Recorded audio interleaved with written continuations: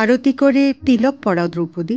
তিলক তো আপনার লাগানো উচিত মাতাশ্রী। হ্যাঁ, আর কি, এটা কেবল তিলক হবে না মাতাশ্রী, এটা তো আশীর্বাদও হবে। আমার আশীর্বাদ কোনো তিলকের অধীন নয় পুত্র অর্জুন।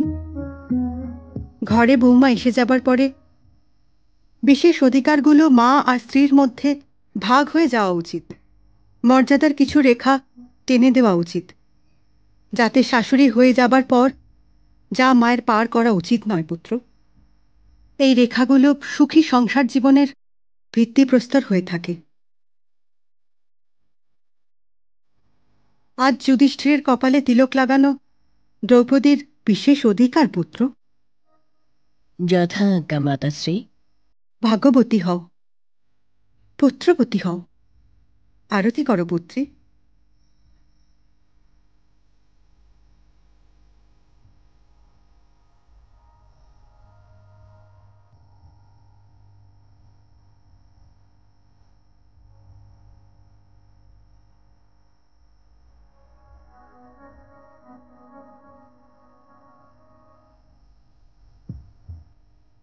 এখন রাজা হয়ে যাবার জন্য দ্রৌপদীকে রক্ষা করাটা তোমার কর্তব্য পুত্র যুধিষ্ঠির।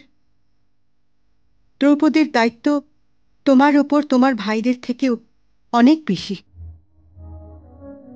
আপনি শুধু পাঞ্চালীর কথা কেন বলছেন মাতাশ্রী? আপনার আর আমার এই অনুজদের এবং জনগণের রক্ষা করা আমার দায়িত্ব নয়? না পুত্র যুধিষ্ঠির, আমি তোমার দায়িত্ব নই। ভগবান জ্যেষ্ঠ ভ্রাতাশ্রীকে দীর্ঘায়ু দিন, আমি ওনার দায়িত্ব।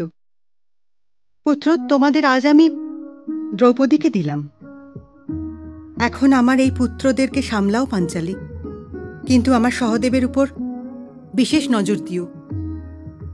এরা আপনারই পুত্র মাতাশ্রী, আর এদের ওপর আপনার অধিকার সর্বদাই আমার থেকে অধিক। আমি এই পরিবার আর এই পরম্পরার সাথে ভালোভাবে পরিচিত হইনি।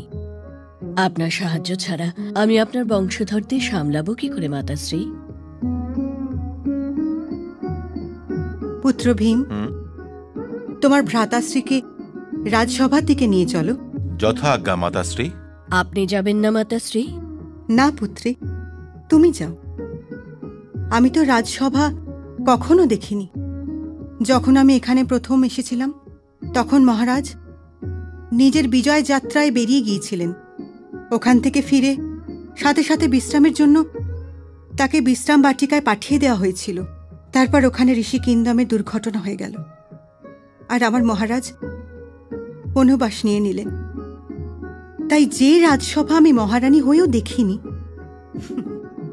এখন রাজমাতা হয়ে কি দেখব? তুমি যাও পুত্রী, আজকের দিন তোমার দিন। আমার হৃদয় তো এখন কেবল আমার তপবনী। আমি ওখানে বসে বসে তোমাদের সবাইকে